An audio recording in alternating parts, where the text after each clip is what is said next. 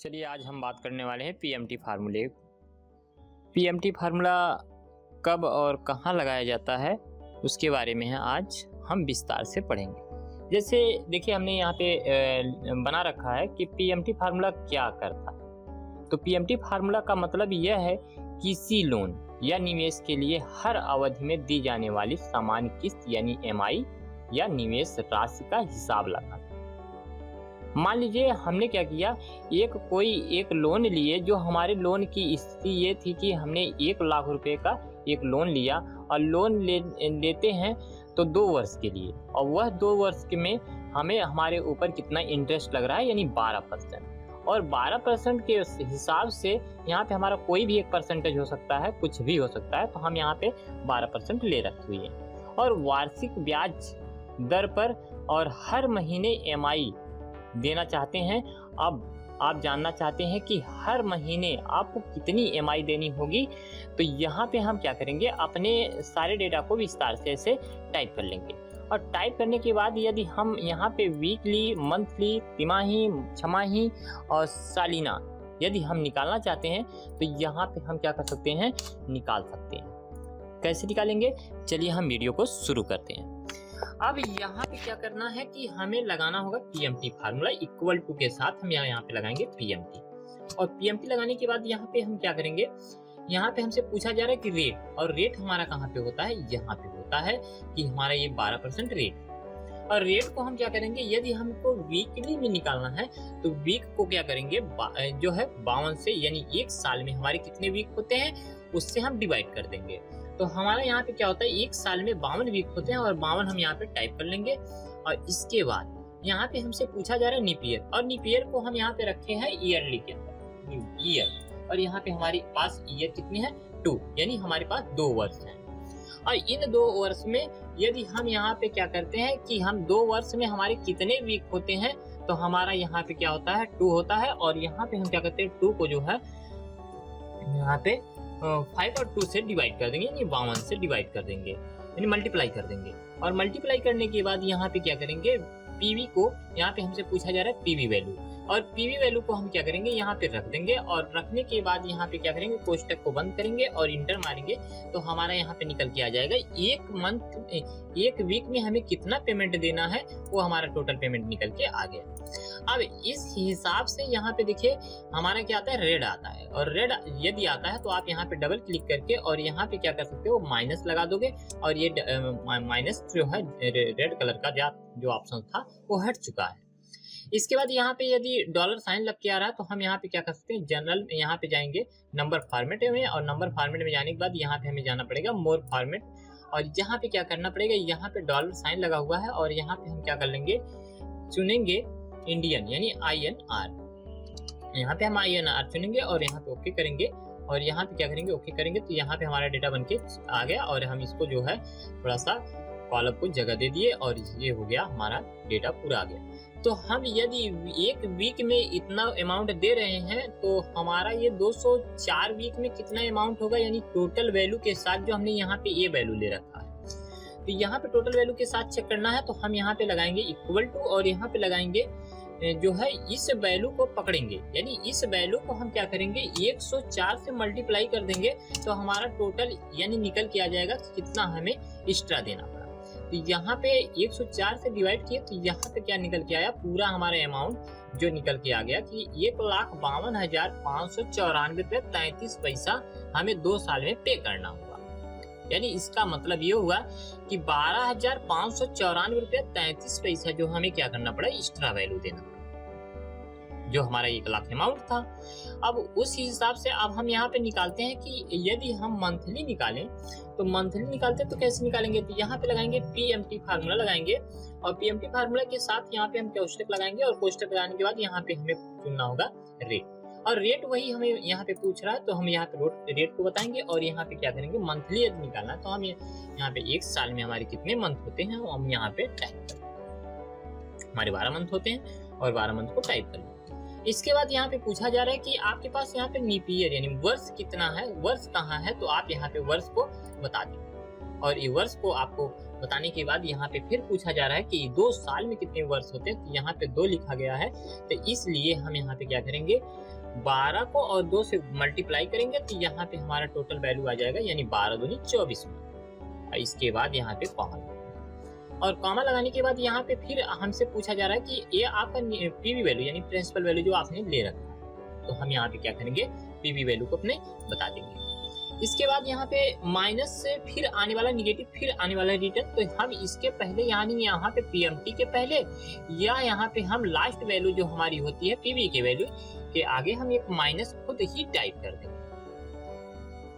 इसके बाद हमारा यहाँ पे माइनस हट जाएगा, यहाँ पे माइनस ऑलरेडी हट जाएगा और यहाँ पे जो डॉलर साइन लग कर आ रहा है तो यहाँ पे पूरी वैल्यू पे आने वाला है, इसलिए हम पूरी वैल्यू को यहाँ पे सेलेक्ट करके सेल को सेलेक्ट करके और यहाँ पे हटा ही देते हैं सब पर से। और यहाँ पे हम क्या करेंगे कस्टम वैल्यू और यहाँ पे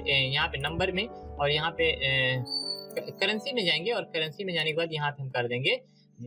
या यहाँ पे हम चुन लेंगे INR और यहाँ पे चुनने के बाद यहाँ पे ओके करेंगे, यहाँ पे हमारा क्या हो जाएगा पूरी वैल्यू सही हो जाएगी। तो हम यदि यहाँ पे मंथली इतना दे रहे हैं तो 24 मंथ में कितना पे किए वो निकालना हो तो हम यहाँ पे इक्वल टू लगाएंगे और इनकी वैल्यू को पकड़ेंगे और मल्टी कर देंगे प्लाई और यहाँ पे 24। इसके बाद हमारा वैल्यू जो है एंटर मारते ही हमने 2 साल में यानी मंथली यदि डिवाइड देते हैं तो कितना हमको पूरा अमाउंट देना पड़ेगा। यहाँ पे देखिए देना पड़ा 1,12,976 रुपए 33 पैसा। अब आप देखोगे कि यहाँ पे यदि हम वीकली जमा करते हैं तो यहाँ पे अमाउंट कैसे बढ़ चुका है और ये वीकली में कम हुआ है, तो ये कम कैसे हो रहा है तो हम आगे चल के इसके ऊपर भी बात करेंगे। आगे हम पढ़ेंगे IPMT फार्मूला और इसके बाद PPMT फार्मूला के माध्यम से इसको भी कवर कर लेंगे कि ये वैल्यू बढ़ क्यों रहा है और यहाँ पे घटा क्यों। अभी जैसे जैसे हम आगे जाएंगे वैसे वैसे वैल्यू बढ़ता जाएगा, यहाँ पे इंटरेस्ट बढ़ता चला जाएगा। और यहाँ पे हम लगाएंगे PMT फार्मूले के साथ, यहाँ पे हम लगाएंगे तिमाही निकालने के लिए PMT फार्मूला और यहाँ पे कोष्टक लगाएंगे और हमें पूछा जा रहा है कि ये रेट, तो रेट हम यहाँ पे बताएंगे और यहाँ पे 3 से डिवाइड करेंगे क्योंकि हम यहाँ पे 3 मंथ के लिए ले रहे हैं। और इसके बाद यहाँ पे फिर अपनी वैल्यू को यहाँ पे टाइप करेंगे कि ईयर पूछ रहा है, ईयर को क्या करेंगे 3 से डिवाइड कर देंगे और यहाँ पे कॉमा और इसके बाद यहाँ पे फिर बताएंगे पीवी वैल्यू और पीवी वैल्यू के बाद बताते ही और यहाँ पे हम क्या करेंगे कोष्टक को बंद करेंगे और इंटर मारेंगे तो हमारा यहाँ पे 19,076 रुपया 19 पैसा आया और माइनस इसमें भी आ रहा है, तो माइनस को हम यहाँ पे रिमूव करने के लिए यहाँ पे माइनस खुद ही दे देंगे।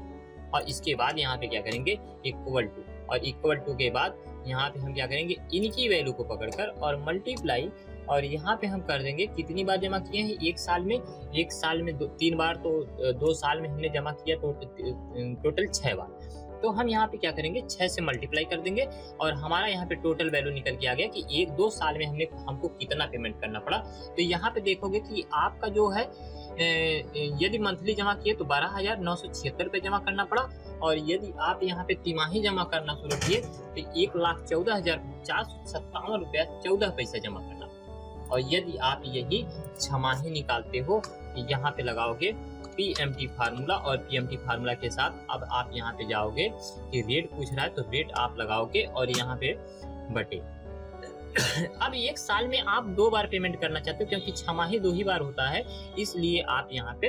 2 टाइप करोगे और इसके बाद यहाँ पे कॉमा और कॉमा लगाने के बाद आपसे पूछा जा रहा है कि ईयर, तो ईयर आप पकड़ोगे और मल्टीप्लाई आप यहाँ पे 2 से करोगे क्योंकि आपका 1 साल में 2 ही बार डिवाइड करना है, तो आपको यहाँ पे 2 से मल्टीप्लाई करना और 2 साल में 4 बार डिवाइड करना, इसलिए आपका वो मल्टीप्लाई करके निकाल दिया जाएगा और यहाँ पे कॉमा करके और इसके बाद आप यहाँ पे पीवी वैल्यू को बताओगे और यहाँ पे कोष्टक लगाओगे और इंटर मारोगे तो यहाँ पे 28,000 आ रहा है और माइनस इसमें भी आ रहा है, तो माइनस हम यहाँ पे पहले ही भी लगा सकते हैं और यहाँ पे लगाएं। और यहाँ पे अब देखना चाहते हैं कि यदि हम 6 महीने में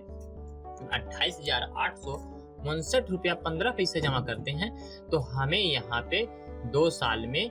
कितना जमा करना पड़ेगा इस हिसाब से, छमाही के हिसाब से। तो हम यहाँ पे क्या करते हैं, लेने के बाद यहाँ पे मल्टीप्लाई 4 से करेंगे क्योंकि 1 साल में 2 बार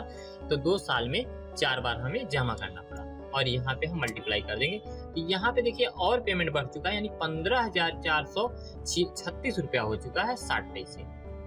अब देना पड़ा। यदि हम यहाँ पे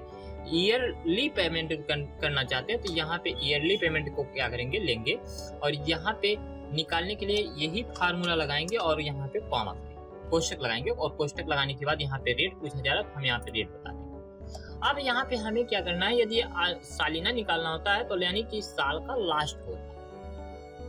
इसके बाद हमें यहाँ पे किसी से कोई डिवाइड नहीं करना पड़ता है, इसलिए हमें यहाँ पे कॉमा लगा के और यहाँ पे क्या करना होता है, ईयर पकड़ लेना होता है। फिर ईयर पकड़ने के बाद यहाँ पे हम क्या करेंगे, पीवी वैल्यू को पकड़ लेंगे और पीवी वैल्यू को पकड़ने के बाद यहाँ पे कोष्टक लगाएंगे और कोष्टक लगाने के बाद इंटर मारेंगे तो हमारा यहाँ पे टोटल वैल्यू आया और माइनस आ रहा है तो माइनस को हम यहाँ पे पहले ही रिमूव कर देंगे। यहाँ पे 59,169 पैसा 81 पैसा आया और यहाँ पे हम क्या करते हैं, अब टोटल 2 साल में कितना देना पड़ा, यहाँ पे हम क्या करेंगे, 2 साल में हमें 2 बार देना पड़ा, इसलिए हम यहाँ पे 2 से डिवाइड करेंगे, मल्टीप्लाई करेंगे और यहाँ पे इंटर मारेंगे तो 1,18,339 रुपया 62 पैसा। ये था हमारा फार्मूला, इस तरह से पीएमटी फार्मूला। अब यहाँ पे ध्यान देना ये है कि ये पेमेंट हर महीने जो है यहाँ पे बढ़ता जा रहा है, हर महीने बढ़ता जा रहा है। इंटरेस्ट जो है बढ़ता चला जा रहा है। इंटरेस्ट इसलिए हर महीने बढ़ता चला जा रहा है क्योंकि यहाँ पे यदि हमारा जो अमाउंट यहाँ पे हम जमा कर रखे होते हैं, जो अमाउंट बचता है उसी का अगले महीने इंटरेस्ट लगता है। तो इसलिए हम यहाँ पे देखिए, जो अमाउंट पहले महीने जमा, एक महीने में हमने 4 बार पेमें't जमा किया था, इसलिए हमारा जो मूलधन बचा उसी पे इंटरेस्ट लगा। तो चलिए हम आगे चलकर यहाँ पे आईपीएमटी फार्मूला का प्रयोग करके और पीपीएमटी फार्मूला प्रयोग करके आगे भी पढ़ लेते हैं और सीख लेते हैं कि कैसे इसको लगाना।